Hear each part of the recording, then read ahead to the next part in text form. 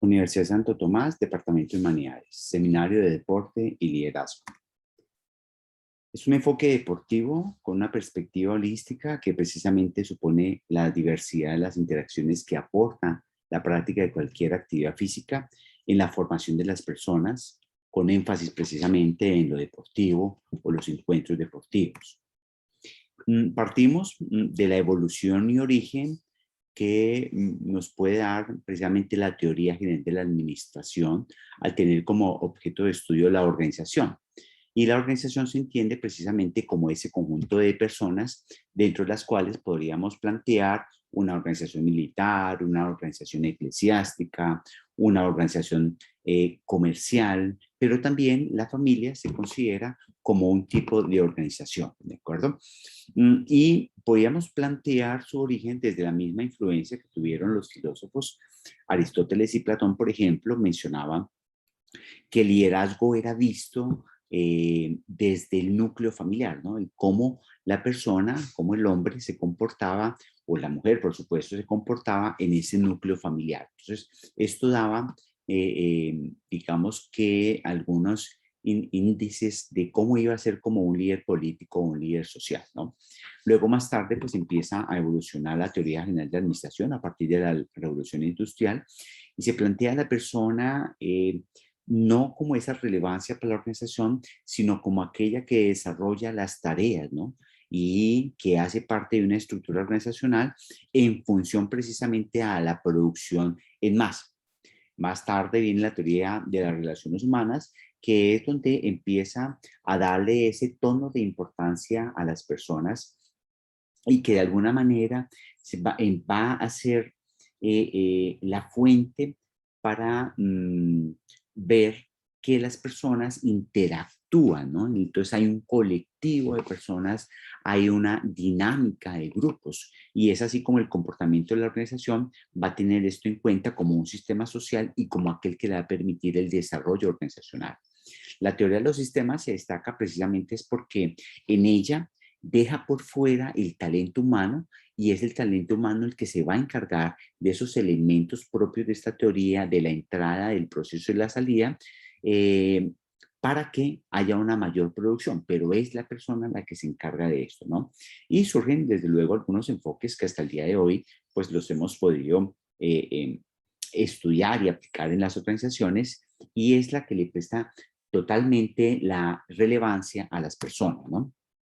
Estos nuevos enfoques entonces surge un poco desde la misma teoría burocrática, estructuralismo y tal, con las teorías de las características, ¿no? Entonces, son esos rasgos que pueden ser físicos, que pueden ser personales y que se identifica un líder, ¿no? Que es fuerte, que es bravo, que es muy serio, ¿sí? Rasgos físicos, alto, bajito, ¿sí? Y vienen luego también unas teorías de comportamiento que se van a orientar a la gente, a la producción, hacia el desarrollo pues, de las organizaciones.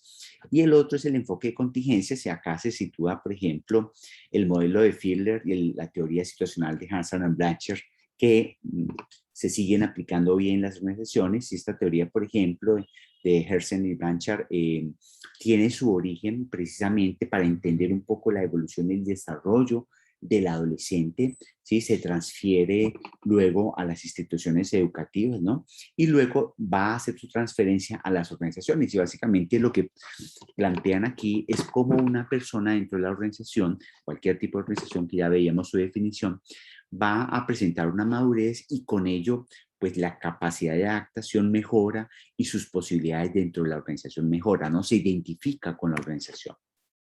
Planteamos entonces así la pregunta del líder nace o se hace, ¿no? Para el colectivo docentes y el aporte que se hace desde la cátedra de Enrique, consideramos que el líder se hace, ¿no? Tiene la capacidad de hacerse como aquella persona perfectible, como lo diría Santo Tomás de Aquino, ¿no? Que tiene la capacidad de perfeccionarse. Entonces, fíjense que el líder es precisamente esa persona que tiene ciertas habilidades, competencias, actitudes, ¿no? Asociadas precisamente a sus comportamientos. Y el liderazgo, pues, es esa transformación que hace el líder o esa o ese protagonismo que tiene el líder en un contexto determinado y que permite tener una influencia sobre el demás equipo de trabajo, sobre los demás equipos de trabajo o la orientación, la perspectiva que se tenga, haciendo precisamente haciendo que haya un cambio de paradigma, un cambio de actitud, un cambio de visión, ¿no? Ese podría ser esa concepción de liderazgo. ¿Cuáles son entonces algunas de las características necesarias para el desarrollo del perfil de liderazgo?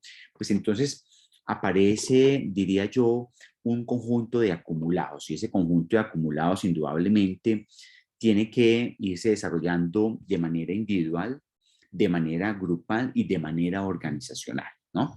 Y ese conjunto de acumulados es lo que me suma esa formación académica, esa formación informal y la experiencia, ¿sí? Que indudablemente en la medida que vaya evolucionando de un nivel individual, grupal y organizacional, se irán ampliando o se verán amplificados los valores y los principios, es decir, esas actitudes y comportamientos que la persona tenga. En esa formación informal, entonces vamos a hablar de esas habilidades blandas, de esas competencias psicosociales, ¿sí? De ese perfil psicológico, de ese estudio del perfil de la persona cuando va a ser parte de una organización. Y aparece la comunicación, entonces la comunicación persuasiva, la comunicación asertiva, algo que hemos, digamos, llamado la atención precisamente en estos momentos de pandemia, donde a veces la persona no tiene la oportunidad de ir desarrollando esa comunicación persuasiva o asertiva precisamente. Y cuando yo hablo persuasiva es cuando se utilizan los 5 sentidos, ¿no? El gesto que se hace, tanto usted no lo puede ver de los compañeros como usted tampoco lo pueden ver. Y esto va haciendo que la persona pierda cierto desarrollo, la oportunidad de ir desarrollando esas competencias precisamente por este comportamiento que en ocasiones no es el más adecuado, ¿no? Y aparece entonces la formación académica. La mayoría de ustedes estamos en un pregrado, a diferencia, digamos, de cualquier área disciplinar, pues la mayoría va a requerir que se realice un posgrado, una especialización, una maestría o un doctorado para ir creciendo precisamente o ir evolucionando en ese pensamiento como persona, como profesional. Y aparece la experiencia que va a ayudar ese conjunto, ¿cierto? Pero que le va a ir definiendo en su vida productiva el buen nombre, ¿cierto? Ese buen nombre que usted va a tener, sí, el buen nombre como persona, la marca persona o eso que llamaría el personal branding, y el buen nombre es el goodwill, pues si lo hablamos en términos de administración, y lo que sí va a hacer es va a empezar a generar precisamente ese valor, ¿no? ¿Qué calidad de profesional es? ¿Qué responsabilidad tiene? ¿Qué manejo de esos valores, principios representado en lo ético, en lo que le corresponde hacer, logra usted dar a conocer en las organizaciones donde usted se encuentre, ¿no? Entonces, esto va a permitir precisamente que usted vaya teniendo un mayor nivel de empleabilidad. Lo que quiere decir es que sea una persona que fácilmente se emplee en diferentes partes, ¿no? La diferencia de pronto de líder y jefe, y ustedes van a encontrar en la lámina la foto de Oliver Kahn, fue un arquero, hoy en día director técnico alemán, que precisamente se caracterizaba por esa imagen de hombre fuerte, generaba miedo en sus contrarios, pero favorecía mucho a su equipo de trabajo, ¿no? Entonces, la diferencia de un líder y un jefe es que el líder siempre va a motivar a las personas, va a tener una buena comunicación, primero va a hacer su equipo de trabajo, va a resaltar el trabajo de su equipo de trabajo, y el jefe va a hacer todo lo contrario, ¿no? Una mala comunicación, siempre una jerarquía, quizás no una muy buena comunicación, y siempre va a ser el que hace las cosas, ¿no? Descartando el crédito de su equipo de trabajo. Y entonces aparece aquí ¿qué es lo que nos va a proporcionar las dinámicas de juego, por ejemplo, que hemos visto en nuestro espacio académico? Ese contacto, por ejemplo, que me permite confrontarme a sí mismo con los comportamientos y las actitudes que quizás pueda generarme un estímulo que tenga en el campo de juego. O sea, va a ser de alguna manera cierta responsabilidad que yo pueda ir dándome cuenta y transformando precisamente esos comportamientos y esas actitudes para ir manifestándome precisamente en esa evolución como persona. Entonces tenemos aquí el estímulo, claramente nos damos cuenta que el muchacho no va al balón, el muchacho va al compañero y la respuesta del contrario, ¿cierto? Pues va a estar en esa misma función. Entonces, digamos que son aprendizajes que se tienen bidireccionales. Y hay un tercero que es el testigo también, que como que puede ser motivador o por el contrario apaciguador pues, de este tipo de situaciones. Pues entonces se trata de cómo hacemos una transferencia de esos valores, antivalores que podemos tener, ¿cierto? Que está quizás el tipo que grita y que molesta a los demás, que está la persona que es individualista en el juego, la persona que quiere ganar, la persona que no tolera pues que le quiten el balón, ¿sí? Pues se trata de eso mismo. Casi que yo he dicho, podría uno hacer una entrevista laboral poniendo a la gente a jugar. Y ojalá que sea un deporte que no jueguen, porque ahí es donde vamos a ver precisamente cómo asumen los retos de intentar, ¿cierto?, dinamizarse dentro de una organización. De esto se trata, ¿no? Pero eso logramos transferir este tipo de situaciones, de experiencias vividas en estos espacios al contexto personal y profesional, ¿no? Y por supuesto, de la vida cotidiana de las personas, ¿no?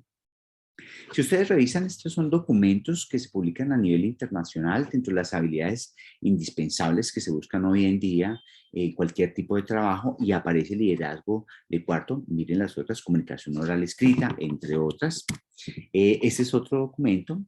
El liderazgo ya aparece en el puesto 12, pero miren que el que aparece de primeras es comunicaciones, ¿cierto? Gestión de conflictos 7, gestión de equipos aparece también. Y desde la perspectiva de deporte podríamos plantear algunos ejemplos de líderes, ¿no? Como la mayoría identifica el fútbol, pues Pep Guardiola y José Mourinho, quizás de diferente estilo para liderar sus equipos de fútbol.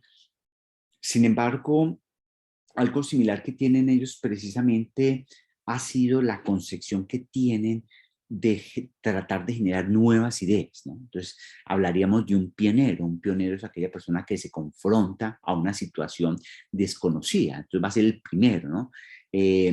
Otra característica de estos dos directores técnicos es la cercanía que tienen con los jugadores, es decir, guardando los estilos, pero mantienen precisamente una cercanía que les otorga cierta confianza en ellos por parte de su equipo y con esto pues cierto respeto, ¿no? Y seguimiento hacia lo que ellos conciben, ¿no?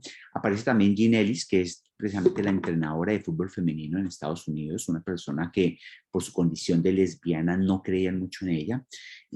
Fue jugadora de fútbol, su papá fue entrenador de fútbol también, pero pues a ella no le fue muy bien. Empieza a creer en su condición como entrenadora, se pone estos grandes retos, supera el asunto, pero también ella destaca que era tratar de conocer las características de las personas y tratar de confluir en el equipo los esfuerzos desde cada una de las fortalezas. Esto daría para pensar que lo que hace es que trata de conjugar en la táctica y estrategia deportiva esas capacidades que integran todos ese conjunto de jugadores. Aparece Glenn Doug Rivers, que es un jugador, fue jugador de baloncesto, pero como director se confronta a esta situación precisamente que se tenía en Estados Unidos de racismo, y digamos que su filosofía era que no había que ser víctima, habría que sobreponerse a todas estas condiciones y demostrar que se era capaz de realizar o llevar a cabo de la mejor manera los proyectos que se tenían, ¿no? En ese caso, pues, el poder dirigir un equipo de baloncesto. Y luego aparece Patrick, que es el entrenador de Serena Williams, una de las mejores jugadoras de tenis, persona que tenía alguna dificultad precisamente porque era muy introvertido en su niñez, pero de esa debilidad, cuando él empieza a entrenar en tenis, eh, quizás no era muy bueno técnicamente, tácticamente, pero sí empieza a encontrarse que él empieza a tener una muy buena observación del contrario y de las actitudes, de los gestos que hacía, y esto le permite tomar ventaja, ¿no? Leer la estrategia de la otra persona y poderla convertir dentro de su táctica, estrategia deportiva en contrario para poder obtener un mejor resultado, ¿no? Pero bueno, él construye de todos modos un emporio empresarial en este tema. Hoy por hoy es uno de los mejores directores en tenis o entrenadores de tenis, ¿no?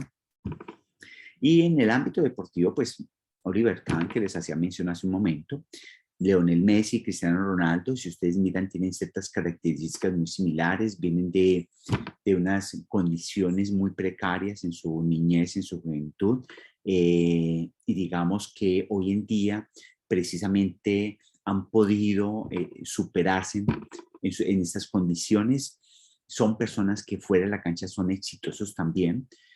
Como ya lo decíamos en alguna otra clase, el deportista con estas expresiones motrices y estas expresiones motrices especializadas, que son esos gestos técnicos, pues desarrollan una mayor inteligencia. Se ha concluido que una persona que hace ejercicio es más inteligente, o sea, desarrolla más caminos neuronales, ¿no? Esa sinapsis entre neurona y neurona tiene un mayor desarrollo, tiene una mejor capacidad de afrontar la vida, una mejor autoestima, autoimagen, una mejor capacidad en la toma de decisiones. Entonces, claramente, estos dos jugadores, si nos referimos al caso de estos dos, pues tienen todo un emporio empresarial en torno a su marca persona, ¿no? Recuerden lo que veíamos de la marca persona.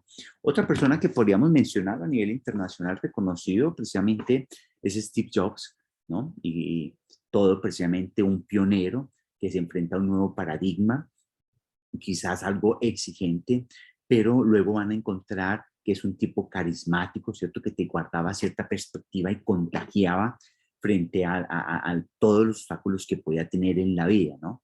Entonces, aportaba de esta manera precisamente a esa concepción de liderazgo, ¿no? Un liderazgo muy particular, pero que se considera liderazgo, ¿no? Se plantearía entonces como parte del ejercicio es reflexionar cuál es tu sueño, ¿sí? ¿Cómo quieres verte en el futuro? ¿Qué debes hacer? Recordando, enfatizando nuevamente en que todos somos líderes de sí mismos, líderes quizás en la familia, líderes en su espacio académico, líderes en su ámbito de desempeño laboral, líderes en su área disciplinaria. Entonces, el plantearnos esto nos va a dar cierta perspectiva precisamente hacia dónde queremos ir, sobre todo cómo queremos que nos vean y cómo queremos poder convivir con el resto de las personas, ¿no? Algunas de las fuentes empleadas, bueno, muchas gracias.